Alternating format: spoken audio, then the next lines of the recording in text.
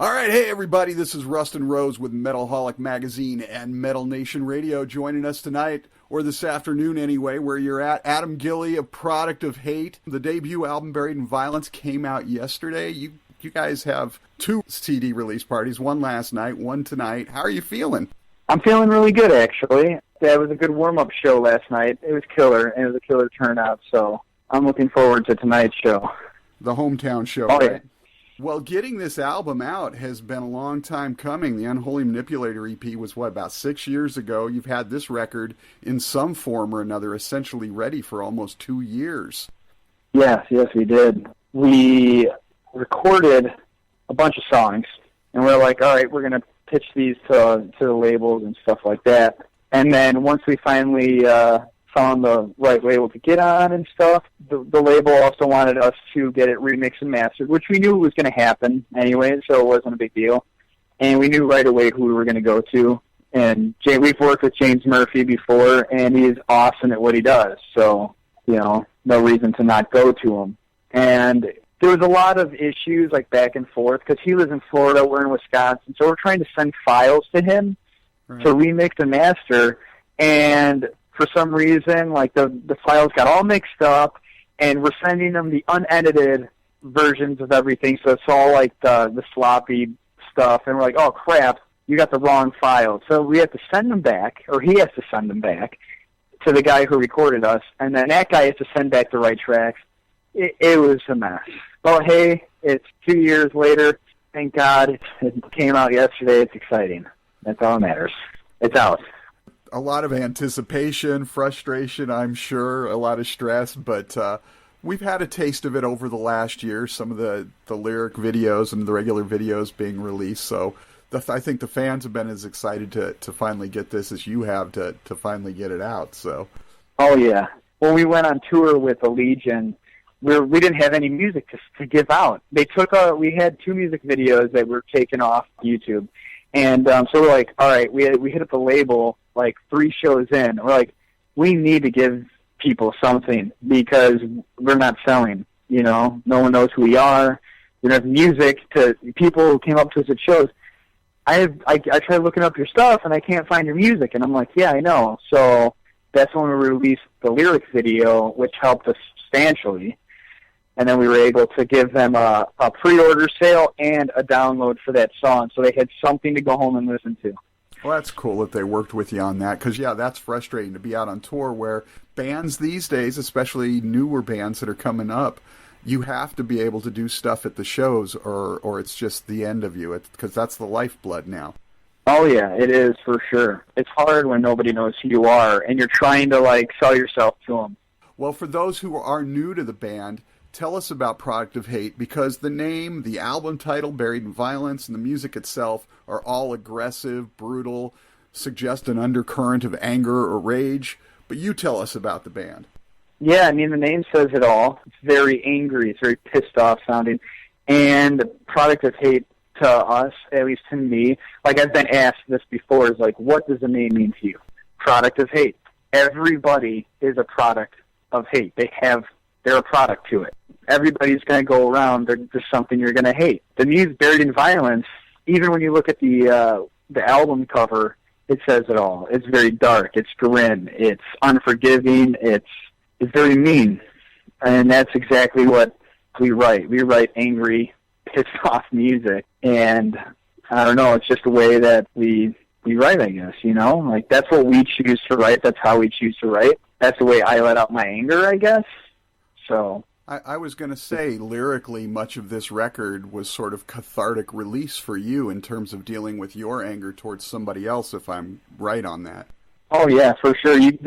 I've had people, bash me about, my lyrics because they're too simplistic, and that's exactly what I was going for when I was writing these songs, is because I wanted the son of a bitch to one day hear it and know exactly who I'm talking about. And that's what I wanted. And I want to be straight to the point. I don't want people to play the guessing game. Straight to the point. You hear the song and you go, he wants to beat the hell out of someone.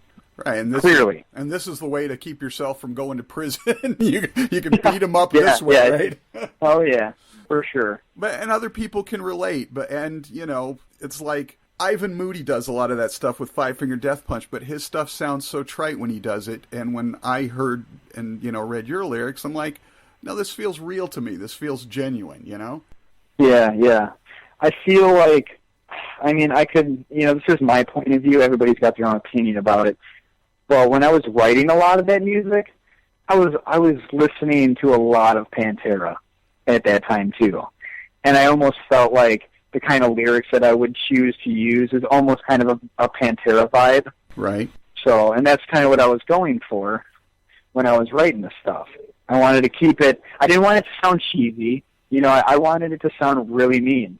Like when people hear, I've had people say, "Dude, when I hear your songs, I want to punch somebody in the face," and I'm like, "Thanks for the compliment. I'll take it." Because that's what I want. Well, hell, the name of the band alone sounds like it could have been a Pantera album title. But yeah. And it's hard not to get pissed off or frustrated these days, especially for the younger generation, because there's all this bullshit that you're watching constantly in the social media feeds and what passes for the news. It's not like it was because I'm a generation beyond where you're at, and I didn't have any of this stuff, and it's like all day long, just in the news in the last couple of days, besides all the Phil Anselmo stuff, you got this supposed pro-rape guy, Roosh V, out there talking, you got this pharma bro douchebag, mocking the system and raising prices on all this stuff, and then all these morons that we've got running for president. How do you not get angry? Oh, man, I'm furious. All right, that's a whole other ball game. I guess when it comes down to it, I hate everything. I do. I'm a very nice person, very caring, I'm very friendly. But when I think about the future and stuff and with everything that's going on in politics and all that, I'm like, this is a sad excuse for a country if this is how it's going to end up going. And it just pisses me off. And I'm raising a kid on top of it. I'm like, I hope I could just raise her the best that I can to not fail in life or fall into any of these twerking bullshit videos. I see these young girls twerking in their room, and I'm like, fuck, I have to deal with that? I'm not afraid to spank my child if I catch her doing something like that. I'm sort of terrified for my children and for my grandchildren at this point for what's going to be left for them with what we're doing to this country.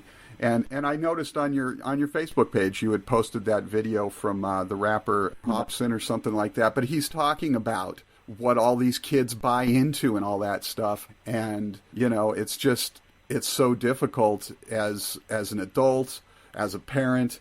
But just looking at any of that stuff has got to make you angry. What's pissing you off most these days?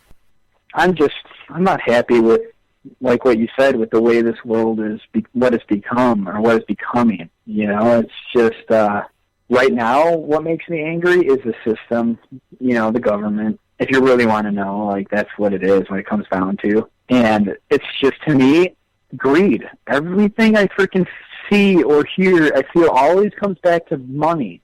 Everybody's got to have their hands in your pocket. And it's sad. It's like, that's what's going to destroy this world. Right there is the paper. I think the other side of that is the entitlement, too. More so than at any other time in our history, we are such an entitled nation right now. Yep. I watched a thing on YouTube or something. It was like a newscast or something. And they're like, they were going off. And they're like, we're the greatest, country. And I'm like, we're not the greatest country. Are you out of your mind? We're far from the greatest country. We got a lot of work to do. There's other countries that are better than us. Absolutely. I don't know. We're riding our own coattails at this point. So. Yep. All right, so getting back to the album, of course, because there's so much great music on there. One of my favorites is Monster. You guys just released the video for that. Tell us a little bit about the backstory on that one, if you would. Monster. When we were getting ready to record and get in the studio, we were getting songs together, and that song was an old song that we had scrapped years ago. And we're like, you know what? Some of those riffs are actually pretty good. We literally wrote that song within a couple days right before the studio. And I already had the lyric written out. And it so happened that the riff that they were playing fit perfectly with the way I really wanted to sing the verse. So I used the verses. I wrote this song about a certain somebody. I can't mention names. Right. And it's just like, it's to the point where I'm really sick and tired of the bullshit. And here's how I feel about you, dude. Like, this is what I want to do, but I can't, type of deal. So I'll just throw it down on paper, you know, like just explaining my hatred towards them. It's right there in the first few lines, you know. My hate cannot be measured. Like, you cannot explain the amount of hate I have towards you. And when the song was written, when the chorus comes in, you know, and it's kind of more melodic, it's not like really so much screaming. I don't know, I feel like that just really pulled it all together in an eerie, I guess, kind of vibe. We were told that it's got like a Haunted vibe, like the band The Haunted, and I'm like, hell yeah, I love The Haunted. I like that. Like, I want to have that kind of eeriness to it, and that very mean disgustingness in good taste, you know. I don't know if that answered your question, but yeah. Absolutely. Well, you know, and the great thing about the album as a whole and what you guys are doing is, like, you get this anger and aggression out there, so it's cathartic for you guys. It's what you guys love to do, but the fans can then relate to it, and then they can get out there at the shows and get in the pit and release some of that themselves with it still being a healthy way to do so, which we need more of in this country. So, and of course, you guys covered Ozzy's Perry Mason, which I know everybody's going to ask you about. I won't ask why you chose it. It's obviously an obscure track, which is awesome, but it seemed to sort of push your vocal wheelhouse a little bit too, which is cool to hear. You know, you get a chance to do something you wouldn't normally do, right?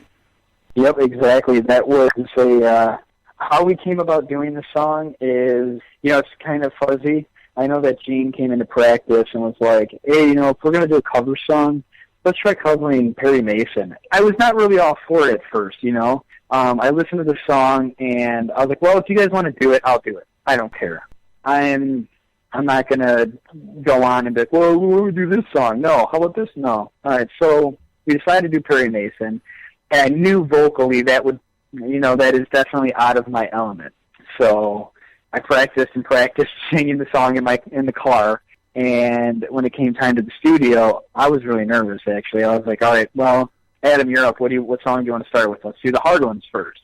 Let's get Perry Mason out of the way. And I have Gene and my buddy Alex Lackner and our drummer Mike look at me like, that's the first song you want to do right now? And I'm like, yeah. And it paid off. Like, all that practicing, they all like turned their heads like, holy shit, I wasn't expecting you to sing like that. Well, yeah. Well, I told you I was busting my butt doing it, and it's a challenge. I like challenges. So, and I think that song shows a different side of us. You know what I mean? We're capable of doing more than you'd expect. And I think that was a great song. You know, in the end, I think that was, and not to mention, like, I don't know anybody else that has covered that song. I mean, I'm sure there is covers out there somewhere floating around, but I've never heard them. So to me, I feel like we're one of the first ones to cover it, because there's so many songs out there that are just been redone by so many bands. We don't want to do that. We try not to do that. No, it's always cool when you hear a new cover that's well done, but it's a more obscure thing. You know, it's not like you're doing Flying High Again or, you know, I don't know, or Crazy Train or something. So, now, and you guys recorded a number of tracks for this record that you then held over for your next record. How difficult was it choosing which tracks to hang on to and putting it together so you have the continuity for the record? It wasn't really that hard to choose. I mean, Mark, our bass player, definitely wasn't happy that he has to wait to hear one of the songs be put on the next album or something, you know? And I'm like, actually, Mark, I mean, it's going to fit perfect with what I'm trying to do for the next album. So, and it's going to be heard. I'm not worried about it. Like, the picking and the choosing of the songs, I feel like that wasn't that hard of a decision. We knew what would sound good, and it still keeps us with the same sound that we're at. We don't want to change our sound. We want to, you know, keep it the same, and it's going to be heard. I'm glad that we did Perry Mason, Monster, Revolution. Like, all those choruses are very melodic, and I'm so happy that we did that. especially for a first album, because any band that's done like 4 albums straight where it's all screaming, and then they do a 5th album and they're singing in it, you're going to piss off a lot of fans, as well as you're going to gain some. But I don't want to deal with that. You're getting, what you hear is what you're going to get. That's what I want to pretty much show people. Like, here we are. If you like us, expect more of this. I don't see anything changing unless my throat gets somehow thrown out and I can't scream anymore. Then, I don't know. Then we might sound a little different, but I don't really see that happening. You know, most bands, there's like this 2-year thing between albums now. Every once in a while you'll see a band throw one out every year, but you guys have been sitting on this one for almost 2 years. Part of the next album's already written. You've been writing more material since then because you've been itching to get this one out. Are you guys going to be waiting on one of those 2-year cycles, or do you think another year from now we might get that second one? It's really hard to say. I would like to personally release another album in a year. You know, I would like to be able to do that. It just all depends on how busy we end up getting, you know, now that this album's released and the tour is coming up. Like, are we going to be able to still have that time to be able to write more tunes? I'd like to be ahead of the game. You know, if we could have all these tunes written and even have tunes for like a third album, that's great. It gives us a lot of breathing room and we're not rushed. I just don't want to be rushed when writing, because that's when I feel that's not your strongest album if you're being rushed to record it. You know, I've had friends that have been put in the studio because the label that they're on is like, all right, you have to have an album out by this time. Are you serious? We don't even have any songs written yet. No, well, it's got to be done by this time. So they're in the studio writing songs. So they're pretty much putting together music as they're recording, not their strongest album. Right. You know? Every once in a while, a bit of genius creativity will spark, but most of the time it sounds rushed and forced. Yeah, it's because they're trying to get it out on that due date, and, you know, that's a lot harder. But I could see us putting out another album in a year, but don't quote me on it, because I don't want to get people all excited and then all of a sudden be completely wrong, and, you know. Well, they've got plenty to be excited about with Buried in Violence, and you guys are going to be doing a ton of touring. We're excited for that. I haven't had a chance to see you on the western portion of the U.S. yet, so we're looking forward to getting you over here. So before we get out of here, a couple of questions just sort of for fun. You guys are from Wisconsin. Oddly enough, this whole Making a Murderer thing with Steve Avery, I literally just finished watching it, and when I realized you guys were from Wisconsin, and I was like, that show right there, that whole thing made me so angry. You know? You're from Wisconsin. You've been dealing with this for on and off in the news for basically most of your life. What are your thoughts on this whole thing? You know, I really don't watch the news much, and I do remember kind of glimpses of it back then when it was relevant, but I never knew anything about it. Then when they released the documentary on Netflix, I started watching it because the name is catchy, Making a Murderer. I was like, oh, yeah, I'm going to watch a documentary about a murderer and how he became one. No, it was kind of completely opposite. And the first couple episodes in, I kind of was bored of it, I guess, because I didn't know which way it was really going, because I didn't know much about it, and I was told, you have to watch this, it's really good.